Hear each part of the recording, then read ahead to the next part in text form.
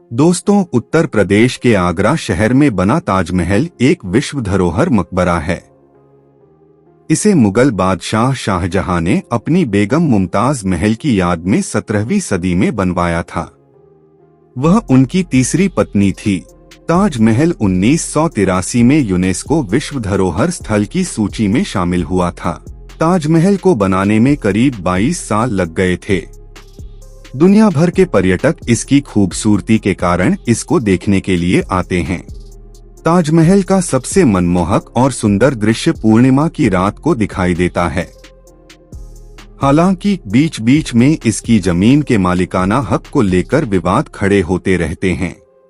कुछ तथ्य कहते हैं कि ये जमीन आमेर के एक समुदाय की थी, जिसे शाहजहां ने खरीदा था। वहीं जयपुर राजघराना दावा करता है कि ताजमहल की जमीन उनके पुरखों की है, जिसे मुगल बादशाह ने जबरन कब्जा कर लिया था। भारतीय पुरातत्व सर्वेक्षण विभाग के मुताबिक ताजमहल की जमीन राजस्थान में आमेर के कछवाहों की थी। शाहजहां ने इस पर ताजमहल बनवाने के लिए कछवाहों से खरीदा था। इसके बदले में शाहजहां ने कछवाहों को 4 हवेलियां दी थीं। हालांकि मुआवजे के तौर पर दी गई हवेलियों के बारे में ज्यादा जानकारी तो नहीं मिलती है। फिर भी दरबारी इतिहासकार हामिद लाहौरी ने बादशाहनामा और फरमान जैसे अपने कामों में ताजमहल के लिए कछवाहों से जमीन खरीदे जाने का जिक्र किया है। आपको बता दें कि ताजमहल करीब 60 बीघा में फैला हुआ है। यह 22 साल के काम के बाद 1648 में बनकर पूरा हुआ था। बीजेपी सांसद सुब्रमण्यम स्वामी ने 2017 में कहा था कि उनके पास मौजूद दस्तावेजों के मुताबिक मुगल सम्राट शाहजहां ने जयपुर के राजाओं की जमीन हड़पकर उस पर ताजमहल बनवाया था। उन्होंने बताया था कि शाहजहां ने जयपुर के राजा महाराजाओं को उस जमीन को बेचने के लिए मजबूर कर दिया था, जिस जमीन पर ताजमहल खड़ा है, और मुआवजे के तौर पर उन्हें कुछ गांव दिए गए थे, जिनकी कीमत ताजमहल की जमीन से बहुत कम थी। उन्होंने ये दावा भी किया था कि दस्तावेजों के मुताबिक उस जमीन पर एक मंदिर भी था। हालांकि इसके सबूत नहीं हैं कि ताजमहल मंदिर को तोड़कर बनाया गया था।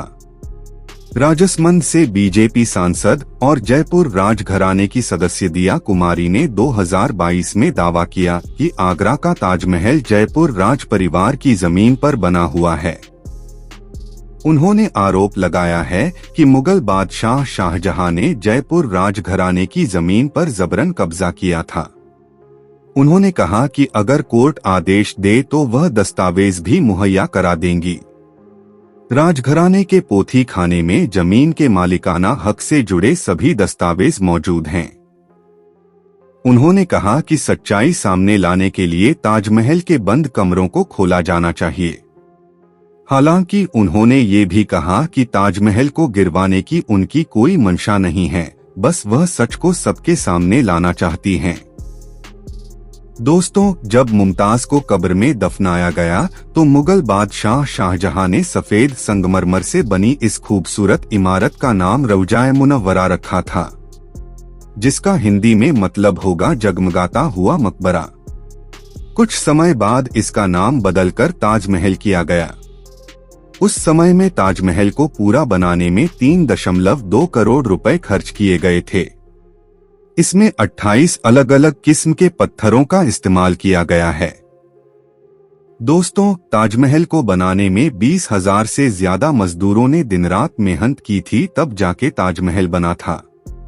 ताजमहल के निर्माण के समय शाहजहां ने इसके शिखर पर 40,000 तोला यानी 466 किलोग्राम सोने का कलश लगवाया था, जिसकी लंबाई 30 फीट 6 इंच थी। लेकिन अभी का मौजूदा कलश कांसे का है। अब आप सोचते होंगे कि ये कैसे हुआ, तो आइए आपको बताते हैं। ताजमहल का कलश 3 बार बदला गया।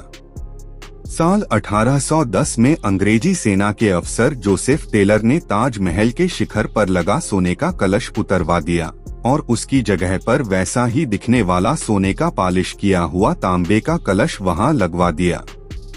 इसके बाद साल 1876 में और फिर 1940 में ताजमहल के कलश को बदलकर कांसे का कलश लगा दिया गया। आपको बता दें कि अगर वहीं सोने का कलश आज भी वहां लगा होता तो उसकी कीमत 137 करोड़ रुपए होती। अगर आप भी ताजमहल देखने के लिए गए होंगे तो आपने लाखों की भीड़ तो देखी ही होगी, लेकिन क्या आपने कभी सोचा है कि ताजमहल देखने आने वालों से कितनी कमाई हो जाती है? आधिकारिक डेटा के अनुसार ताजमहल में हर साल 7 से 8 मिलियन यानी 80 लाख लोग घूमने आते हैं और इसमें करीब 80,000 विदेशी हैं। ताजमहल में लोकल लोगों के लिए 50 रुपए और विदेशियों के लिए 1100 रुपए की टिकट है। 2017 से 18 से लेकर 2021 से 22 तक के करीब 3 साल के वक्त में 152 करोड़ रुपए की कमाई ताजमहल से हुआ था। ये पूरी ऐतिहासिक इमारतों से होने वाली कमाई का करीब 40% था। रिपोर्ट्स के अनुसार ताजमहल की 40 करोड़ रुपए की कमाई तो लोकल टिकट से और 110 करोड़ की कमाई विदेशी टिकटों से होती है। आपको बता दें कि ताजमहल भारत में सबसे ज्यादा रेवेन्यू देने वाला स्मारक है। तो दोस्तों, आज के लिए बस इतना ही। आशा करता हूं कि यह वीडियो आपको पसंद आई होगी। अगर वीडियो अच्छी लगी हो तो वीडियो को लाइक करें और चैनल को सब्सक्राइब करें। तो मिलते हैं अगले वीडियो में, तब तक के लिए धन्यवाद।